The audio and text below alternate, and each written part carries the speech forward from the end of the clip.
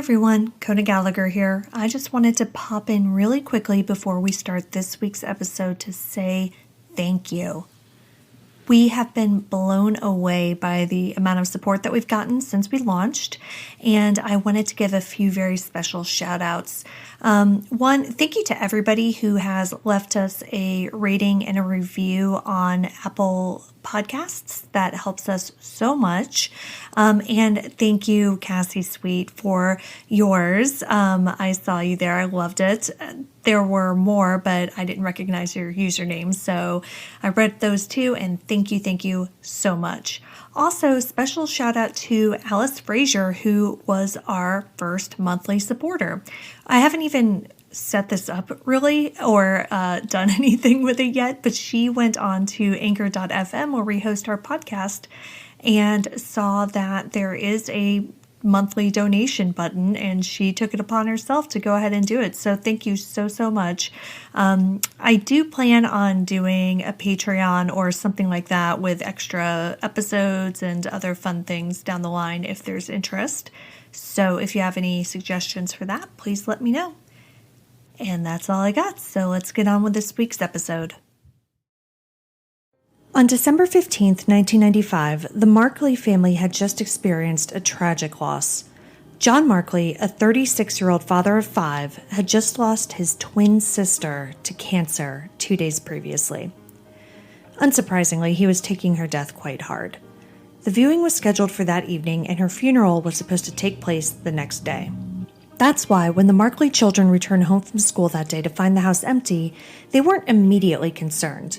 Perhaps their parents had to run errands before the viewing. The car was gone, and the children expected their parents to be home soon. But the Markleys weren't back in a few minutes. As it got closer to the time to go to the funeral home, the children went to their aunt's house who lived nearby. And they ended up going to the viewing with their aunt and uncle, but John and his wife Shelly never appeared. In fact, nearly 25 years have gone by with no trace of John or Shelly Markley. When a person goes missing, there's a special kind of pain in the not knowing.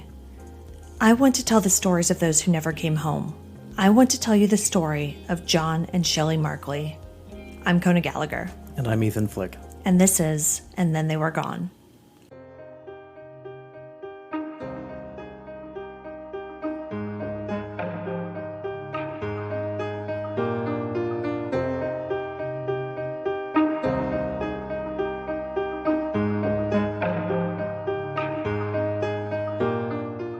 John and Shelly Markley were young when they got together. When they got married in 1979, John was 20 and Shelly was just 16. Was that legal then? I mean, I assume so. It was the 70s. I don't think they had laws then. But after they got married, they quickly got to work on starting a big family. Their first daughter, Ruthie, was born in 1980, and 3 sisters followed her, each a year apart: Stacy, Bonnie, and Crystal. So poor Shelly, 4 children from the ages of 16 to 20, one right after the other. Yeah, so she was basically pregnant for 4 years like straight. The whole time. Wow. I cannot imagine. That sounds awful. Yeah, 16. That is, yeah. But, you know. Not what we were doing at 16. No, certainly not. And, but it does seem like that's what she wanted because, you know, she loved being a mom. In fact, it wasn't until 4 years after Crystal was born that the Markleys had another child, their last child, which was their only son, Johnny. In fact, the day that John and Shelly went missing was Johnny's 8th birthday. Ouch. Mm-hmm. At 36 and a father of 5, John made a good living as an independent truck driver, and Shelly, who had recently turned 32, was a stay-at-home mom who everyone says was devoted to her children. She was known around town, and people would see her piling them all in the car to go grocery shopping. Just a whole horde just piled, stacked on top of store. Each other, yeah. The Markleys were able to live a financially secure life in the small town of Farmington Township in Trumbull County, Ohio, despite the fact that at the time of their disappearance in 1995, John was on a disability for a back injury. Their house was completely paid off. That must be nice. Oh my God, I know, right? I wish our house could be paid off. And their freezer was stocked with food for the winter. And John even had some toys, including a prized 1978 red Corvette that he always kept covered in his garage. Nice. Yeah. So he's got a 78 Vet. His house is paid off. Right. He's 36. 36, 5 kids. What are we doing wrong? Everything. And I think part of it is like one of us should have been a long haul truck driver. Yeah, I guess. So Guess I went down the wrong road. Yeah, we all did. The morning of Friday, December 15th, 1995 started off as normal as it could have, given the fact that it was little Johnny's birthday and the family was preparing to visit the funeral home for their aunt's viewing that evening. John and Shelly both put Johnny on the school bus and returned home to prepare for everything they had to do that day. Now, the next and last confirmed sighting of the couple was at 10:36 that morning when a bank teller says she saw the couple pull up in their red and silver 1990 Chevy pickup truck. They wrote a check for $1,000 out to cash, and the teller remembers Shelly signing it on the dashboard. Now, the Markleys had this money in their account because a few weeks prior to this, they had taken out a $1,500 loan to buy new tires for John's semi-truck. After they cashed the check, there was just under $900 left in the account. Okay, so right off the bat, I'm thinking 35 years old, 5 kids, just had a traumatic death in the family, stressed out. They're going to the bank, take the money out, run away, start a new life. Yeah. But why would you, only take out $1,000 knowing that you had more than that in there? Right. And why would you leave $900 in the account and not just empty the account and take off? Well, exactly. And so I think initially the thoughts behind their disappearance was just that they decided to run off and just start a new life somewhere. Which, 5 months into the pandemic, I think we can really identify with. We can all relate to that, yeah.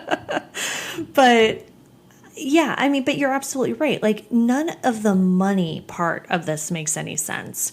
If you're going to go for it, go for it. Right, take all of the money out.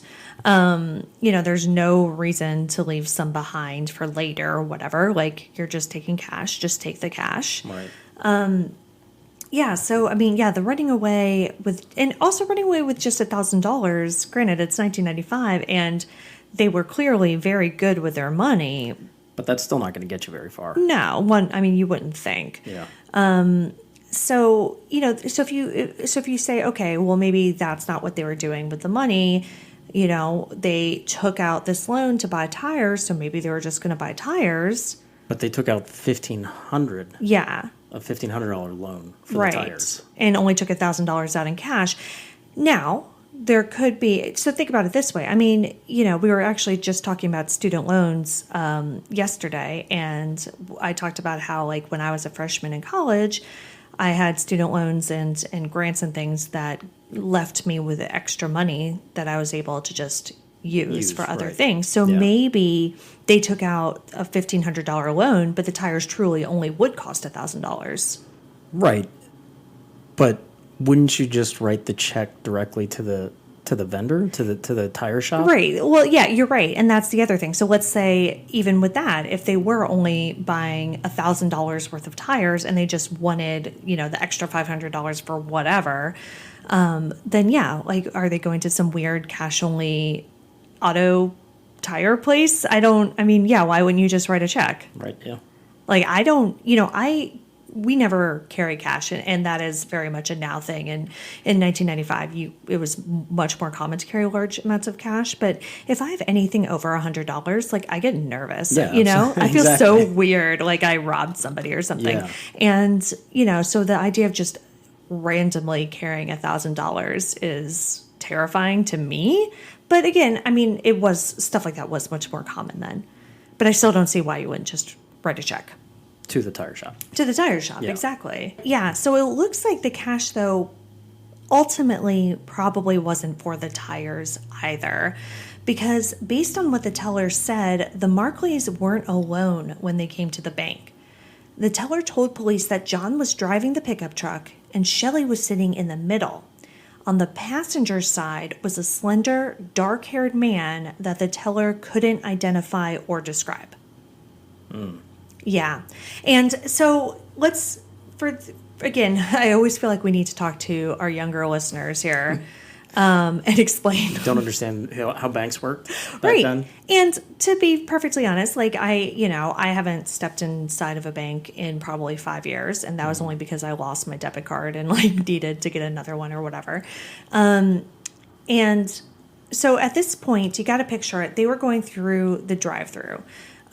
So that was usually 2 or 3 lanes. And the first lane, you have the teller window. And so you can probably get a pretty good look at them. But the second and the third lanes are further away. And there's the vacuum tube, which is how you sent your money or checks or deposit slips or whatever to the teller.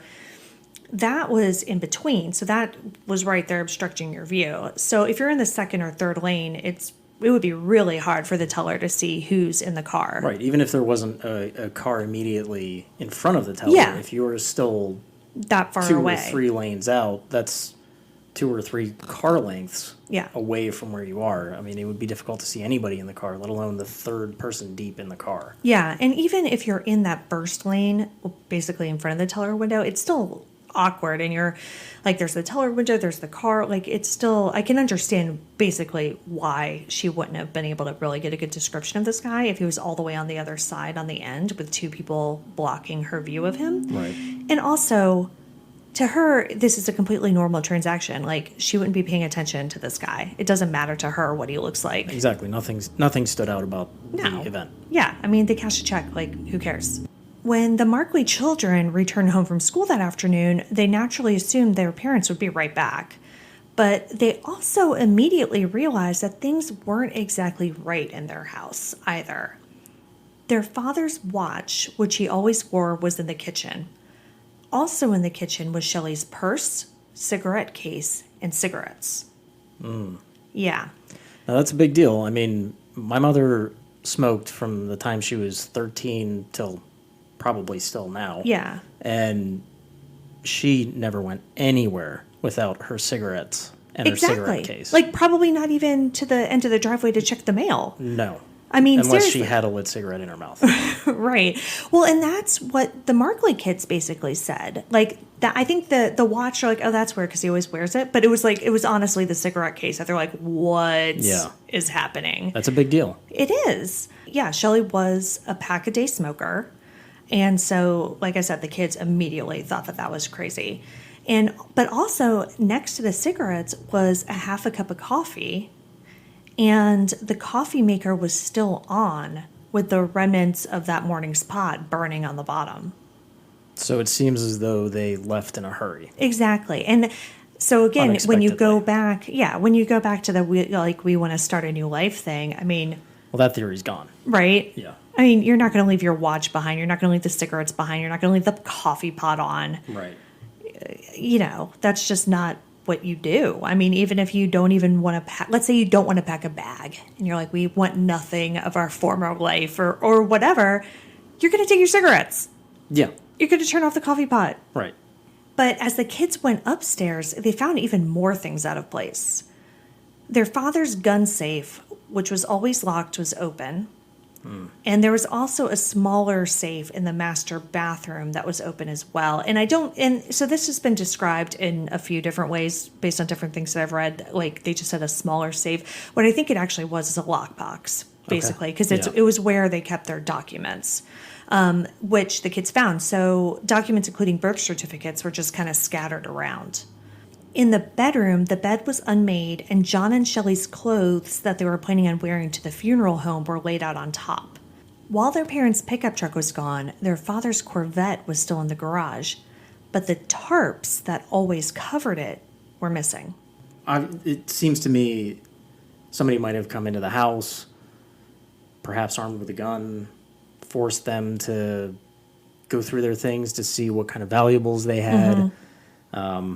Wanted to get into both the lockbox and the safe to see what was in there. Perhaps took more guns. I don't know. Why would you remove the tarps and not want to take that car?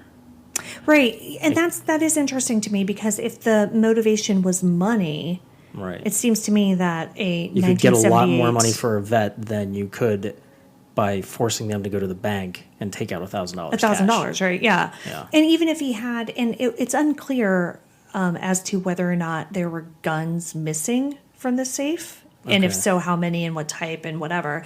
And I know nothing about guns, but like even selling guns can get you more than $1,000 very easily. Yeah. Yeah, but I still feel like the vet would be, would still get you more money typically, unless you have some sort of weird collectible. Yeah, I mean, obviously a vet would get you more money. My only thought process guns would be easier to sell? Yes. Yeah. Guns would be easier to sell. A vet might be easier to track. But maybe this was a crime where Slender Man wanted quick money. Slender Man? Wasn't he described as a tall, slender man with dark hair? Hey guys, have you heard about Anchor Podcasts? It is the easiest way to start your own podcast. In fact, it is how I created this one. So let me tell you about it. Number one, most important, it is free. You can also use creation tools that allow you to record and edit your podcast right from your phone or computer. They'll even distribute your podcast for you. So they'll make sure that you get onto Apple Podcasts, Stitcher, and all these other amazing podcast platforms so that you can find listeners. You can also make money from your podcast. They have built-in monetization tools and there's no minimum listenership required. It is everything you need to make a podcast all in one place, and I can't recommend it highly enough. If you want to get started, download the free Anchor app or go to anchor.fm today.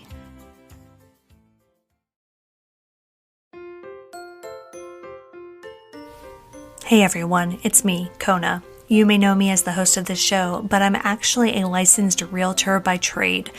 I work in Northern Virginia and can help you buy, sell, or rent. Interest rates are at an all-time low, so it is a fantastic time to buy your first home or your next home. I've even published a booklet that gives you all of the information you need to know about the home buying process to make it as stress-free as possible. You can get your free copy by going to buyersguide.callkona.com. And don't forget to visit me on Facebook and Instagram at Kona Gallagher Realtor. Now back to the show.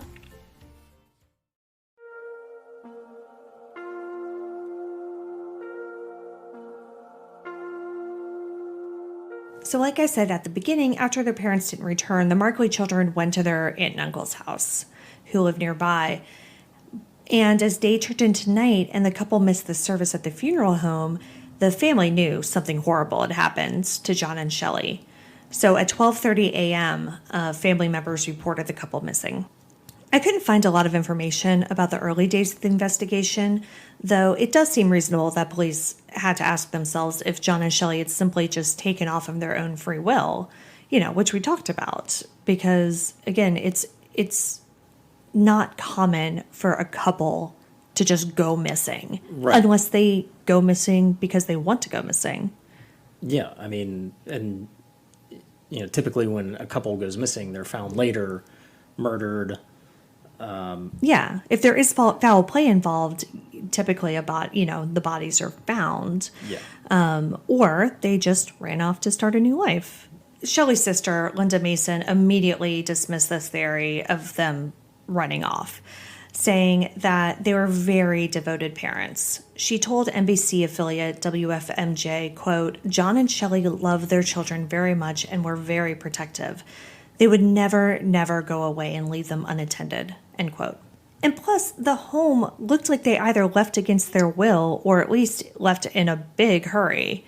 If the Markleys are going to abandon their children and start a new life, you would think that they'd at least grab the cigarettes and turn off the coffee pot, like we said. Again, I mean, if you're a pack-a-day smoker, you don't leave the cigarettes there. And then you also don't take only half of what you have in your bank account. Right. And keep in mind, this was 1995, so it took longer for authorities to gain access to certain records. So it wasn't until the next week that police were able to look at the Markley's bank activity and find out about that $1,000 check that they had written and to interview the bank teller who told them about the man in the truck. So, we're talking about a week later, which is a huge amount of time, but in their defense, that might have been something beyond their control. Yeah. Yeah.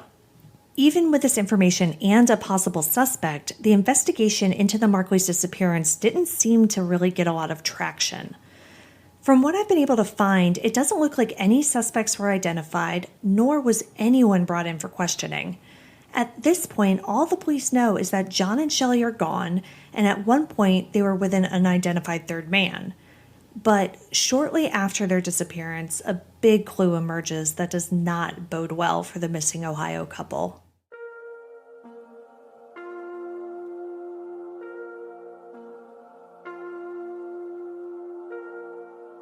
The Markleys' red Chevy pickup truck was found locked and abandoned in the parking lot of the former Stambaugh's hardware store on Elm Road in Bristolville, about 10 miles from the Markleys' home.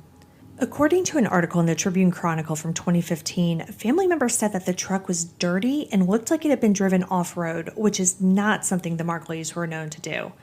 And again, I guess I get that the truck is like their normal everyday car, but this is still a guy who kept a car in a garage also covered by tarps. So right. He's a car guy. Like, he's not going to have a dirty, muddy car. So, right. And especially if presumably that was the car that they were going to be taking to the viewing. Yeah. It's definitely not going to... Right. He's not going to roll up to his twin sister's viewing. Yeah. Right. You're looking like that. You're right. So at this point, did you find anything out? Did the police look inside the car? I'm assuming that there's no sign of foul play inside the car. Well, yeah, so police, of course, did search the truck and didn't find the keys or the checkbook that the bank teller saw. However, the couple's cell phone was still sitting on the console, and in the bed of the truck were the 2 tarps that John used to cover his Corvette. Again, very strange. Very strange. Why take the tarps off if you don't take the car? Well, my first thought was because you were planning on killing these people and you wanted to wrap up their bodies. Oh, yeah. But... Well, you're darker minded than I am. Well, but now we have the truck, we don't have John and Shelly, and we still have the tarps. Right. So I can't explain the tarps at this point. Yeah. And the tarps were also held down by a tire for a semi-truck, which is interesting because the whole tire thing kind of came up earlier, but it doesn't say if this was a new tire or just an old tire that John had just kind of had around. If you're just going to weight the tarps down so they don't fly out of the back of the truck, a semi-tire seems a little really bit like large. Overkill. Yeah. I mean, well, unless the tire was already in the bed of the truck for some reason. Yeah, maybe. If it was already there, then whatever, sure. Yeah. But nobody that the police interviewed could say how long the truck had been sitting in the parking lot either. So this is, at least a week after their disappearance, but they don't know. The police don't know if the truck has been sitting there the entire week or if it just got there the day before or what. And so we're they assuming have no video surveillance footage for the hardware store.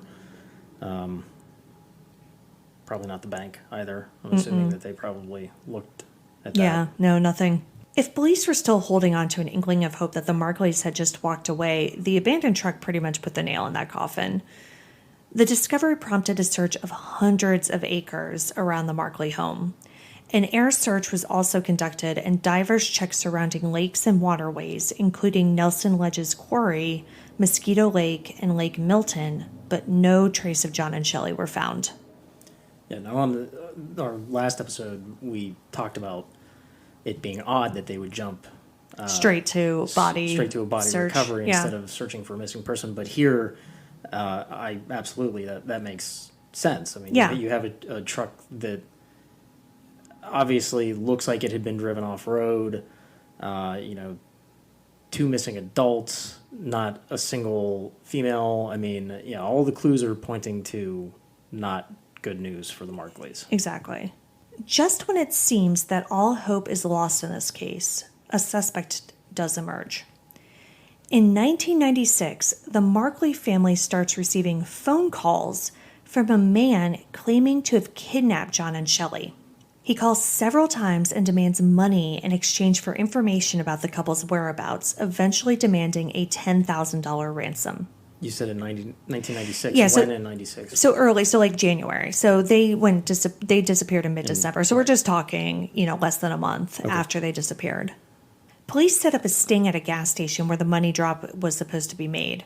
Except instead of a duffel bag full of cash, the alleged kidnapper is met with a duffel bag full of rags. Police arrested 45-year-old Stephen Durst, who was one of John's co-workers. Now, at this point, police are thrilled that there's just some movement on the case. Yeah, absolutely.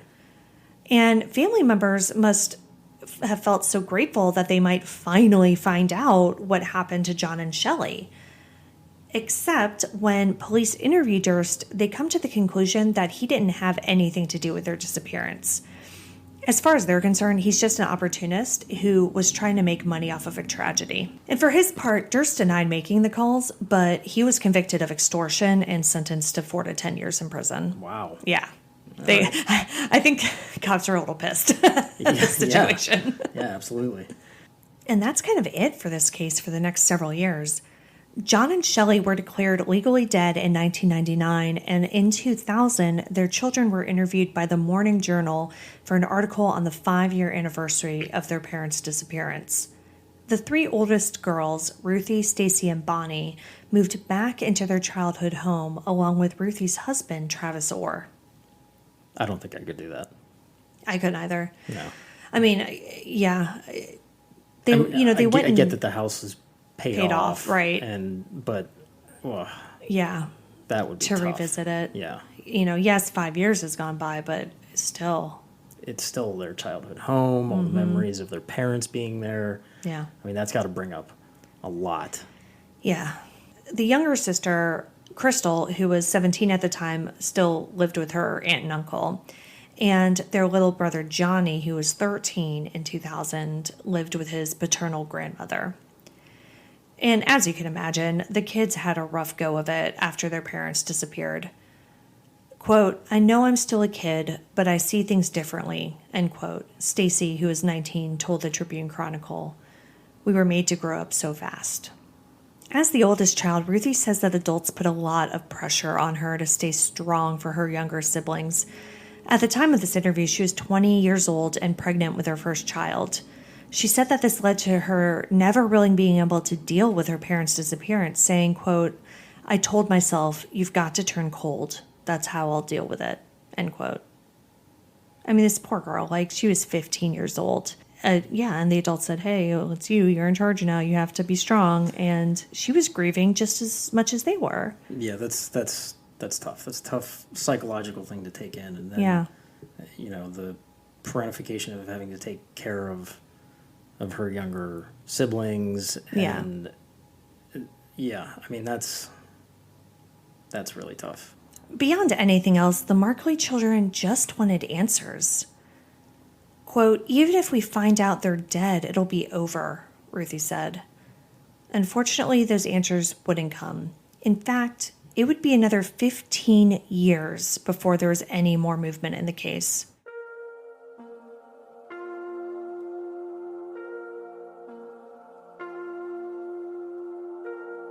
In 2015, on the 20th anniversary of the unsolved crime, police received new leads. Trumbull County Sheriff Tom Altier was in his first term as sheriff in 1995 when the Markleys went missing. Quote, "This has been on my mind for 20 years, this case," Altier told WFMJ. The sheriff didn't go into details, but said that they had been investigating new information in the cold case. He went on to say, quote, "As a matter of fact, a couple of weeks ago we got some more leads on this, and it's funny because now it's the 20-year anniversary. We have interviewed 3 people last week, and we're looking for 3 more people to interview," end quote. Information from these interviews was never released to the public, though, and the case remained stalled. But just this year, nearly 25 years after John and Shelly disappeared, there was possibly more news. On April 9th, 2020, a 71-year-old man named Milton Kurtzman was arrested for shooting his roommate, 64-year-old Alan Byler. According to sworn documents, Kurtzman accused Byler of stealing firearms from him. Kurtzman admitted to firing 4 shots at Byler, who was treated for gunshot wounds to the stomach. The following Tuesday, police returned to Kurtzman's property in Bristol Township to search for evidence unrelated to the shooting. Trumbull County Sheriff Paul Monroe told WKBN, quote, "The crime scene, we found out, extended beyond the house. There may be additional crimes that occurred on this property and evidence of such which we're trying to recover at this time," end quote. Well, that doesn't sound good if this ties into our case. Yeah. Sheriff Monroe wouldn't tell reporters what they were looking for, but he did say, quote, "This is something that dates back historically 20 years that we're looking at," end quote. Dozens of law enforcement officers, including Trumbull County Sheriff's deputies, along with BCI and FBI agents, returned the next day to continue the search on the 50-acre property. Chief Deputy Joe Dragovich told WKBN that more investigators plan on returning, but he didn't say what they expected to find there. Because law enforcement is so tight-lipped about what led them to Kurtzman's property or whether it even has anything to do with the Markleys' disappearance, we don't have any definitive answers. What I do find interesting is that Kurtzman shot Byler over an argument about firearms. If you recall, John Markley's gun safe, which was always locked, was found open the day he went missing. Could their disappearance have been related to guns? Maybe John, who wasn't working at the time and needed to take out a loan to get new tires for his semi-truck, wanted to sell some firearms to make more money. I mean, you've done that. Yeah, I definitely have. Yeah. Could Kurtzman have come over to the Markley home that day to buy guns? Maybe things went wrong and he took the Markleys hostage, forced them to withdraw cash, and murdered and buried them on his property. Kurtzman has already shown that he's willing to shoot somebody over arguments about guns. Right. At 71, when most people have calmed down. Right, so 20, 25 years previous to that. Yeah. Like, if he's still a hothead at 71, I mean, imagine what he would have been 25 years previously. Yeah. And, you know, of course, this is all just speculation. If we ever do find out if Kurtzman had anything to do with John and Shelly's disappearance, the information won't come from him. On April 10th, just one day after being taken into custody for the shooting, Milton Kurtzman was found dead in his cell. Suicide? No, actually, the coroner later found that he died of natural causes. Oh, come on. Really? I know. This December will be the 25th anniversary of John and Shelly Markley's disappearance, and their 5 children, now adults, still don't have answers. To me, this case seems solvable. Whether or not it was Kurtzman, someone was in that pickup truck with the Markleys on December 15th, 1995, and someone out there knows who it was.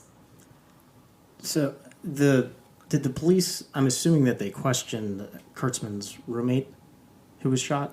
Yeah, but they don't disclose police were anything. just so tight-lipped about anything about that case that may have been connected to the Markley case. Like, they really were not giving any information.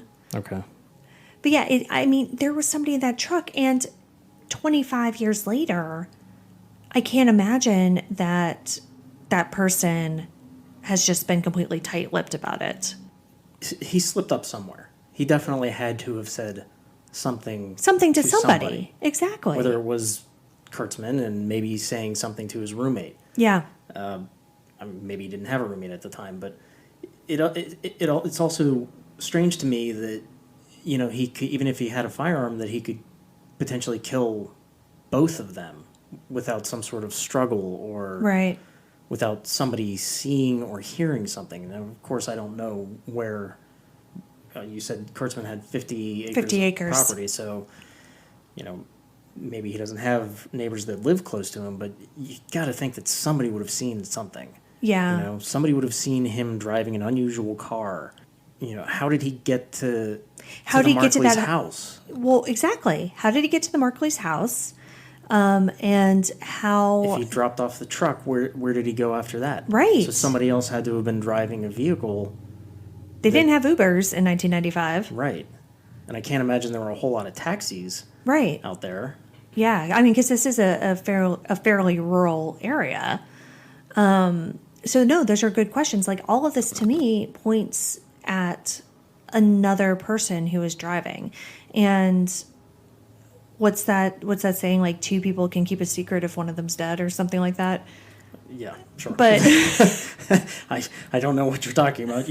You're clearly, again, you're way darker. You have a way darker mind than I do.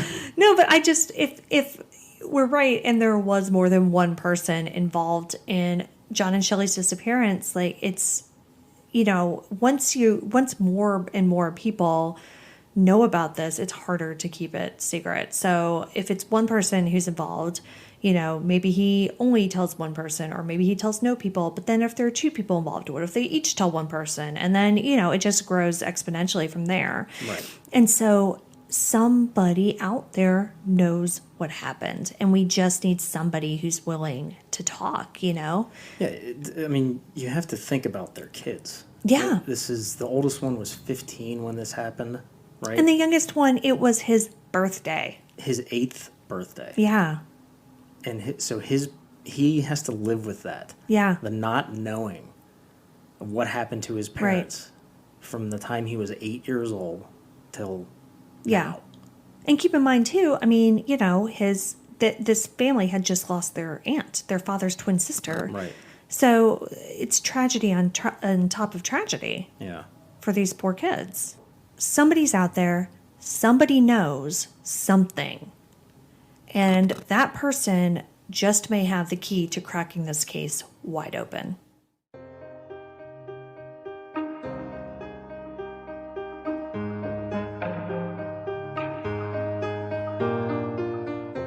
John and Shelly Markley have been missing since December 15th, 1995. John would be 61 today, and Shelly would be 56.